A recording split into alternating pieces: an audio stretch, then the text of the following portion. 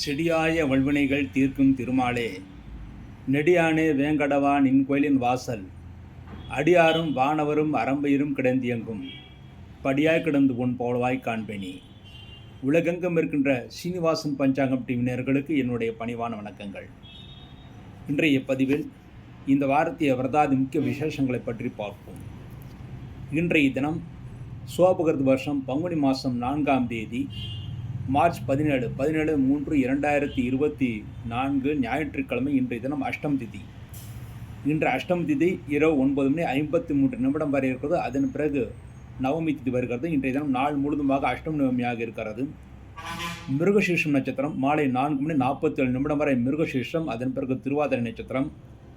ஆயுஷ்மான் நாம யோகம், பத்ரேகரணம், நேத்திரம் 1, ஜீவன் அரை என்ற அளவில் இருக்கிறது. மிருகசீர்ஷம் திருவாதிரையும் ஞாயிற்றுக்கிழமையும் சேரும்போது சித்தியோகம் ஆகிய தினம் நாள் முழுதுமாக 60 நாளிகை சித்தியோகமாக இருக்கிறது. இன்றைய தினம் துர்காஷ்டமி என்ற பஞ்சாங்கத்தில் போடப்பட்டிருக்கும். துர்காஷ்டமி என்றால் வளர்ப்புறை அஷ்டமி. இன்றைய தினம் ராகு காலத்திலே துர்காமனை வழிபாடு செய்தால் தோஷங்கள் விலகும், முக்கியமாக நாக தோஷங்கள் விலகும் என்று எதிர்பார்க்கலாம். இன்றைய தினம் நாகதோஷ பரிகாரங்கள் செய்வதற்கும் ஏற்ற தினமாகவே அமைந்திருக்கிறது. இன்றைய தினம் சுபகாரியங்கள் தவிர்க்கப்பட வேண்டும். இன்றைய தினம் செய்யக்கூடிய சுபகாரியங்கள் பெரிய பலன்களை தராது என்றால் பத்ரை கரணம் வருகிறது.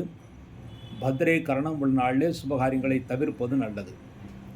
அடுத்த நாளைய தினம் திங்கட்கிழமை சோபகிருத் வருஷம் பங்குனி மாதம் 5ஆம் தேதி மார்ச் 18/3/2024 திங்கட்கிழமை. திங்கட்கிழமை என்று நவமி திதி. திங்கட்கிழமை நவமி திதி இரவு 10:49 வரை இருக்கிறது. அதன் பிறகு தசமி திதி திருவாதிரை நட்சத்திரம். திங்கட்கிழமை திருவாதிரை நட்சத்திரம் மாலை 6:10 வரை. அதன் பிறகு புனர்பூசம் நட்சத்திரம். அன்றைய தினம் சௌபாகிய நாம யுகம், பாலவக்கரணம், நேத்திரம் 1, ஜீவன் அரை என்ற அளவிலே இருக்கிறது. திருவாதிரையும் திங்கட்கிழமையும் சேரும்போது சித்தி யோகம், புனர்பூசம் திங்கட்கிழமையும் சேரும்போது அமிர்த யோகம். ஆகவே திங்கட்கிழமை என்று மாலை 6:10 வரை சித்தி யோகம், அதன் பிறகு அமிர்த யோகம் என்ற அளவில் இருக்கிறது. திங்கட்கிழமை என்று அவசியமான நல்ல காரியங்களை சூரியன் அஸ்தமனமான பிறகு மாலை நேரத்தில் செய்யலாம். என்றால் நவமிக்கு மாலை நேரத்தில் சூரியன் அஸ்தமனமான பிறகு தோஷம் கிடையாது. ஆகவே அவசியமான காரியங்களை சூரியன் அஸ்தமனமான பிறகு செய்யலாம். அதற்கு முன்பாக செய்யக்கூடிய காரியங்கள் விருத்தி தராது. அன்றைய தினம் நவமி திதியும் இரவு நேரத்தில் புனர்பூசமும் கூடுவதனால் மாலையிலே அன்றைய தினம் ஸ்ரீராமரை வணங்குவதற்கு ஏற்ற தினமாக அமைந்திருக்கிறது. காலையில் சிவபெருமானை வணங்குவதற்கும் மாலையிலே ராமரை வணங்குவதற்கும் ஏற்ற தினமாக திங்கட்கிழமை அமைந்திருக்கிறது. அடுத்து செவ்வாய்க்கிழமை சோபகிருத் வருஷம் பங்குனி மாதம் 6ஆம் தேதி மார்ச் 19/3/2024 செவ்வாய்க்கிழமை. செவ்வாய்க்கிழமை என்று தசமி திதி இரவு 12:22 வரை தசமி திதி. அதன் பிறகு ஏகாதசி திதி புனர்பூசம் நட்சத்திரம். செவ்வாய்க்கிழமை புனர்பூசம் நட்சத்திரம் இரவு 8:10 வரை. அதன் பிறகு பூசம் நட்சத்திரம். சோபன நாமயுகம், தைத்துலாக்கணம், நேத்திரம் 2, ஜீவன் அரை என்ற அளவில் இருக்கிறது. புனர்பூசமும் பூசமும் செவ்வாய்க்கிழமை சேரும்போது சித்தியோகம். ஆகவே செவ்வாய்க்கிழமை நாள் முழுதுமாக 60 நாளிகை சித்தியோகமாக இருக்கிறது. அன்றைய தினம் பஞ்சாங்கத்தில் கருநாள் என்று போடப்பட்டிருக்கும். செவ்வாய்க்கிழமை கருநாள் என்பது காலை 6 மணி முதல் 7 மணி வரை மட்டுமே. அதன் பிறகு கருநாள் தோஷம் என்பது கிடையாது. அன்றைய தினம் புனர்பூசம் தசமி திதி சேர்ந்திருப்பதனால் செவ்வாய்க்கிழமை ஆப்ரேஷன் போன்ற காரியங்களை செய்வதற்கு ஏற்ற தினமாக அமைந்திருக்கிறது. உங்கள் உடலில் ஏதாவது கட்டிகள் நோய்கள் இருந்தால் அதற்குரிய ஆப்ரேஷன் செய்வதற்கு ஏற்ற தினம். மேலும் அன்றைய தினம் இயந்திரங்கள் ஸ்தாபிப்பதற்கு ஏற்ற தினமாக அமைந்திருக்கிறது. மேலும் அன்றைய தினத்தில் எலக்ட்ரானிக்ஸ் பொருட்களை வாங்குவதற்கும் பூமி விஷயமாக பார்வையிடுவதற்கும் ஏற்ற தினமாக அமைந்திருக்கிறது. அடுத்து புதன்கிழமை சோபகிருத் வருஷம் பங்குனி மாதம் 7ஆம் தேதி மார்ச் 20/3/2024 புதன்கிழமை. புதன்கிழமை என்று ஏகாதசி திதி. அன்றைய ஏகாதசி திதி இரவு 2:23 வரை. அதன் பிறகு துவாதசி திதி. அன்றைய நட்சத்திரம் பூசம் நட்சத்திரம். இரவு 10:38 வரை பூசம் நட்சத்திரம். அதன் பிறகு ஆல்யம் நட்சத்திரம். அதிகண்ட நாமயுகம், வணிசை கரணம், நேத்திரம் 2, ஜீவன் 0 என்ற அளவிலே இருக்கிறது. பூசமும் ஆல்யமும் புதன்கிழமை சேரும்போது சித்தியோகம். ஆகிய புதன்கிழமை என்ற நாள் முழுதுமாக 60 நாளிகை சித்தியோகமாக இருக்கிறது. அன்றைய தினம் பஞ்சாங்கத்திலே ஆமளிக்கு ஏகாதசி என்று போடப்பட்டிருக்கும். ஆமளிக்கு ஏகாதசி என்றால் நெல்லிக்கனி. ஆமளிக்கை என்பது நெல்லிக்கனி. நெல்லிக்கனியை வைத்து அன்றைய தினம் பெருமாளுக்கு நைவேத்தியங்கள் பூஜைகள் செய்யப்பட வேண்டும். அன்றைய தினத்தில் நெல்லி மரத்தை வலம் வருவது மிகவும் சிறப்பானது. அன்றைய தினம் நெல்லி மரத்தை வலம் வந்தால் லட்சுமி கடாட்சம் ஏற்படும், அஸ்வமேத யாகம் செய்த பலன்கள் கிடைக்கும் என்றும் புராணங்கள் கூறுகிறது. அந்த ஏகாதசி என்ற புதன்கிழமை ஏகாதசி என்று நெல்லி மரம் இருக்கின்ற இடத்திற்கு சென்று அதற்கு பொட்டு வைத்து புஷ்பங்களை சாதித்து அதன் பிறகு விளக்குகள் வைத்து அதன் பிறகு அந்த நெல்லி மரத்தை 3 முறை வலம் வர வேண்டும். அவ்வாறு வலம் வந்தால் மும்மூர்த்திகளை வணங்கி அந்த பலன்களும் கிடைக்கும். மேலும் அன்றைய தினம் நெல்லி மரத்தை வலம் வருவதன் மூலமாக லட்சுமி கடாட்சம் ஏற்படும், அஸ்வமேதம் யாகம் செய்த அந்த நல்ல பலன்கள் ஏற்படும், பித்ருக்கள் பிரீத்தி அடைவார்கள்.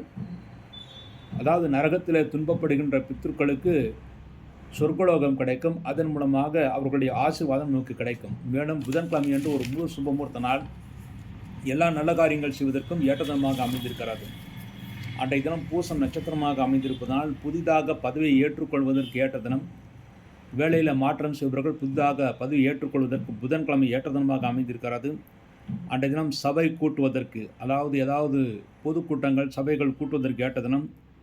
சீமந்தம் வளைகாப்பு செய்வதற்கு ஏற்ற தினம். அன்றைய தினம் சீமந்தம் வளைகாப்பு செய்தால் அழகான குழந்தைகள் நல்ல நேரத்தில் பிறக்கும். அன்றைய தினம் பசுமாடுகள் வாங்குவதற்கும் வாஸ்து சாந்தி செய்வதற்கும், உங்கள் ஜாதகத்தில் வாஸ்து தோஷங்கள், அதாவது உங்கள் வீட்டிலே வாஸ்து தோஷங்கள் இருந்தால் அந்த வாஸ்து தோஷங்கள் நிவர்த்தி செய்வதற்காக பரிகாரங்கள் செய்வதற்கு அன்றைய தினம் ஏற்ற தினமாக அமைந்திருக்கிறது. அன்றைய தினத்திலே வாஸ்து பூஜைகள் செய்வதற்கும் ஏற்ற தினம். விவாகம், திருமணம் போன்ற காரியங்கள் செய்வதற்கு, திருமணத்திற்கான ஏற்பாடுகள் செய்வதற்கு ஏற்ற தினம். பொதுவாக தமிழ்நாட்டில் பல பகுதிகளிலே பங்குனி மாதம் திருமணம் செய்ய மாட்டார்கள், ஆனால் சில பகுதிகளில் செய்வார்கள். ஆந்திரா, கர்நாடகா போன்ற இடங்களில் திருமணம் தாராளமாக செய்வார்கள். பொதுவாக அன்றைய தினம் சுபமுகூர்த்த தினமாக அமைந்திருப்பதனால் திருமணம் போன்ற காரியங்களை செய்யலாம். அன்றைய தினம் புதிதாக தங்க வெள்ளி நகைகளை வாங்கி அணிவதற்கு ஏற்ற தினம். வியாதிஸ்கள் மீண்டும் வியாதி வரக்கூடாது என்பதற்காக வியாதிசர்கள் குளிப்பதற்கு, வெளிநாடு யாத்திரைகள் செல்வதற்கு அன்றைய தினம் ஏற்ற தினமாக அமைந்திருக்கிறது. அன்றைய தினம் புதன்கிழமை என்று வெளிநாடு யாத்திரை செய்தால் நிச்சயமாக நல்ல பலன்களை ஏற்படுத்தி கொடுக்கும். எதிர்பார்த்த நல்ல பலன்கள் கிடைப்பதன் மூலமாக நன்மைகளை ஏற்படுத்தி கொடுக்கும். அடுத்து வியாழக்கிழமை, சோபகிருது வருஷம் பங்குனி மாதம் 8ஆம் தேதி மார்ச் 21/3/2024 வியாழக்கிழமை என்று துவாதசி திதி. அன்றைய துவாதசி திதி மறுநாள் விடியற்காலை 4:44 வரை. அதன் பிறகு திரையோதசி திதி. அன்றைய நட்சத்திரம் ஆயில்யம் நட்சத்திரம். வியாழக்கிழமை ஆயில்யம் நட்சத்திரம் இரவு 1:27 வரை. அதன் பிறகு மகம் நட்சத்திரம். சுகர்ம நாம யுகம், பவகரணம், நேத்திரம் 2, ஜீவன் 1 என்ற அளவில் இருக்கிறது. வியாழக்கிழமையும் ஆயில்யம் சேரும்போது சித்தியோகம், மகமும் வியாழக்கிழமையும் ஆயில்யம் சேரும்போது சித்தியோகம், மகமும் வியாழக்கிழமை சேரும்போது அமிர்த யோகம். ஆகவே வியாழக்கிழமை நாள் முழுவதுமாக சித்தியோகம் அமிர்த யோகமாக இருக்கிறது. அன்றைய தினம் ஹரிவாசனம் காலை 9:03 என்று போடப்பட்டிருக்கும். அன்றைய தினம் ஹரிவாசனம் என்றால் துவாதசிக்கான படையல் வைத்து பெருமாளை வழிபாடு செய்து சரியாக காலை 9:03 தீபாராதனை செய்ய வேண்டும். அவ்வாறு தீபாராதனை செய்துவிட்டு முதலாக துளசி தீர்த்தம் சாப்பிட்டு அதன் பிறகு உணவருந்தலாம். அவ்வாறு செய்தால் துவாதசிக்கான முழு பலன்கள் நமக்கு கிடைக்கும். பெருமாளுடைய அனுகிரகம் முழுவதுமாக கிடைக்கும். அதைத்தான் ஹரிவாசனம் என்று போடப்பட்டிருக்கும். அன்றைய தினம் துவாதசிக்கான விருந்து வைப்பதற்கும் ஏற்ற தினமாக அமைந்திருக்கிறது. அன்றைய தினம் ஆயில்யம் நட்சத்திரமாக இருப்பதனால் கிரக தோஷங்களுக்கான பரிகாரங்கள் செய்வதற்கு ஏற்ற தினம். உங்கள் ஜாதகத்தில் எப்படிப்பட்ட தோஷங்கள் இருந்தாலும் அந்த தோஷங்கள் எல்லாம் விலகுவதற்காக இந்த ஆயில்யம் நட்சத்திரம் அன்று நாகதோஷமோ, களத்திர தோஷமோ, செவ்வாய் தோஷமோ, எந்த தோஷமாக இருந்தாலும் அதற்கான பரிகாரங்கள் செய்வதற்கு வியாழக்கிழமை மிக ஏற்ற தினமாக அமைந்திருக்கிறது. அடுத்து வெள்ளிக்கிழமை, சோபகிருது வருஷம் பங்குனி மாதம் 9ஆம் தேதி மார்ச் 22/3/2024 வெள்ளிக்கிழமை அன்று திரையோதசி திதி. நாள் முழுவதுமாக 60 நாளைக்கு ஒரே திதியாக திரையோதசி திதி வருகிறது. அன்றைய தினம் மகம் நட்சத்திரம். அன்றைய மகம் நட்சத்திரம் மறுநாள் விடியற்காலை 4:26 வரை. அதன் பிறகு பூரம் நட்சத்திரம், திருத்தி நாமயுகம், கௌளவகரணம், நேத்திரம் 2, ஜீவன் 1 என்ற அளவில் இருக்கிறது. மகம் நட்சத்திரம் வெள்ளிக்கிழமை சேரும்போது மரண யோகம், பூரமும் வெள்ளிக்கிழமை சேரும்போது சித்தி யோகம். ஆகவே வெள்ளிக்கிழமை என்று மறுநாள் விடியற்காலை 4:28 வரை மரண யோகம், அதன் பிறகு சித்தி யோகம் என்ற அளவில் இருக்கிறது. அன்றைய தினம் சுபகாரியங்கள் தவிர்க்கப்பட வேண்டும். வெள்ளிக்கிழமை செய்யக்கூடிய சுபகாரியங்கள் நல்ல பலன்களை தராது. அன்றைய தினம் பிரதோஷ காலமான சாயங்கால நேரத்தில் அன்றைய தினம் சிவபெருமானை வழிபாடு செய்தால் பழைய பாக்கியங்கள் வசூலாகும், தொழில்துறை விருது நன்றாக இருக்கும், பண வரவு அதிகரிக்கும். அன்றைய தினம் திருதின ஸ்புருக் என்றால் ஒரு திதி 3 நாள் வியாபித்திருந்தால் அதற்கு பேர் திருதின ஸ்புருக். அன்றைய தினம் தான தர்மங்கள் செய்தால் நல்ல பலன்களை ஏற்படுத்தி கொடுக்கும். அன்றைய தினம் ஜெகத்குரு ஸ்ரீ ஜெயேந்திர குரு ஆராதனை சங்கரமடத்தில் நடக்கும். அன்றைய தினம் சுபகாரியங்கள் தவிர்க்கப்பட வேண்டும். அடுத்து சனிக்கிழமை, சோபகிருது வருஷம் பங்குனி மாதம் 10ஆம் தேதி மார்ச் 23 சனிக்கிழமை அன்று காலை 7:18 வரை திரோதசி திதி, அதன் பிறகு சதுர்தசி திதி. அன்றைய தினம் நாள் முழுதுமாக 60 நாளிகை பூரம் நட்சத்திரம். அன்றைய தினம் சூலம் நாமிகம், தைத்துலாக்கரணம், நேத்திரம் 2, ஜீவன் 1 என்ற அளவில் இருக்கிறது. அன்றைய தினம் நாள் முழுதுமாக சித்தியோகம், அதாவது சனிக்கிழமையும் பூரம் நட்சத்திரம் சேரும்போது சித்தியோகம். ஆகவே அன்றைய தினம் நாள் முழுதுமாக சித்தியோகம். அன்றைய தினத்தில் ஸ்திர பொருட்களை வாங்குவதற்கு, இரும்பு போன்ற பொருட்களை வாங்குவதற்கு, எண்ணெய் பொருட்களை வாங்குவதற்கு, மளிகை பொருட்களை வாங்குவதற்கு மிக ஏற்ற தினமாக அமைந்திருக்கிறது. அன்றைய தினம் மாத நரசிம்ம சதுர்தசி, மாதம் சதுர்தசி விரதம் இருப்பவர்கள் அன்றைய தினம் விரதம் இருந்து அன்றைய தினம் நரசிம்மரை வழிபாடு செய்ய வேண்டும். அதன் மூலமாக நினைத்த காரியங்கள் கைகூடும். சனிக்கிழமை பூரம் நட்சத்திரம் திரோதசி திதி கூடிய சதுர்தசி திதியை கூடிய அன்றைய தினத்திலே அவசியம் நரசிம்ம பெருமாளை வணங்குவதற்கு ஏற்ற தினமாக அமைந்திருக்கிறது. மேலும் கடன் தீர்ப்பதற்கும் ஏற்ற தினம். அன்றைய தினம் கடன் தீர்ப்பதற்காக சிறு தொகை கொடுத்தாலும் விரைவில் கடன் சுமைகள் தீரும். அன்றைய தினம் கடன் தீர்ப்பதற்கு முன்பாக நரசிம்மர் கோயிலுக்கு சென்று நரசிம்மரை வழிபாடு செய்துவிட்டு, அல்லது நரசிம்மருடைய ருண விமோச்சன ஸ்தோத்திரத்தை வீட்டிலேயே பாராயணம் செய்துவிட்டு அதன் பிறகு கடன் தீர்க்கலாம். விரைவில் கடன் சுமை தீர்ந்து நன்மைகளை ஏற்படுத்தி கொடுக்கும். அன்றைய தினம் காம தகனம் என்று பஞ்சாங்கத்தில் போடப்பட்டிருக்கும். காம தகனம் என்றால் அன்றைய தினம் சிவபெருமான் காமனை எரித்த தினமாக போற்றப்படுகிறது. ஆகவே அன்றைய தினம் சிவபெருமானை வழிபாடு செய்தால் நம்முடைய மனதில் இருக்கின்ற தீய எண்ணங்கள் எல்லாம் அழிந்து நன்மைகளை ஏற்படுத்தி கொடுக்கும். தேவையற்ற காமங்கள், தேவையற்ற ஆசைகள் அழிந்து நல்ல ஆசைகள் மாத்திரம் உங்கள் மனதிலே பெருகும் என்று இருக்கிறது. ஆகவே அன்றைய தினம் சனிக்கிழமை என்று காமதகனம் என்று சிவபெருமானை வழிபாடு செய்வதற்கும் ஏற்ற தினமாக அமைந்திருக்கிறது. அன்றைய தினம் பூரம் நட்சத்திரமாக இருப்பதனால் அன்றைய தினத்திலே விவசாயத்திற்கு தேவையான மாடுகள் வாங்குவதற்கு, தோஷ பரிகாரங்கள் செய்வதற்கு, முக்கியமாக சனி பிரீதிக்கான தோஷ பரிகாரங்கள் செய்வதற்கு மிக ஏற்ற தினமாக வருகின்ற சனிக்கிழமை சதுர்தசி கூடிய தினம் அன்றைய தினம் அமைந்திருக்கிறது. அன்றைய தினம் கடன் தீர்ப்பதற்கு மிக மிக உத்தமமான தினமாக அமைந்திருக்கிறது.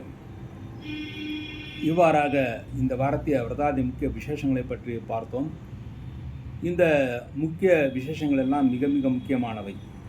இந்த நிகழ்ச்சிகள் உங்களுடைய நண்பர்களுக்கும் உறவினர்களுக்கும் ஷேர் செய்வதும் மிகவும் சிறப்பானது. இதுவரை சப்ஸ்கிரைப் செய்யாதவர்கள் நீங்கள் சப்ஸ்கிரைப் செய்து விடுங்கள். இந்த நிகழ்ச்சியை கண்டுகளித்த அனைவருமே பல்லாண்டு பல்லாயிரத்தாண்டு பல கோடி 100,000 மல்லாண்டு தின்கோள் மணிவண்ணா உன் சேவடி செவி திருக்காப்பு அடியோமோடும் நின்னோடும் பிரிவின்று 1000 பல்லாண்டு வடிவாய் நின் வள மார்பினில் வாழ்கின்ற மங்கையும் பல்லாண்டு வடிவார் சோதி வளத்துறையும் சுடர் ஆழியும் பல்லாண்டு படைபோர் புக்கு முழங்கும் அப்பாஞ்ச ஜன்யமும் பல்லாண்டே என்று பெரியாழ்வார் பல்லாண்டு பாடியதைப் போல் நீங்கள் அனைவரும் பல்லாண்டு வாழ வேண்டும் என்று பிரார்த்தனை செய்து மற்றொரு புதிய நிகழ்ச்சியில் இணைவோம் என்று கூறி விடைபெறுகிறேன். நன்றி, வணக்கம்.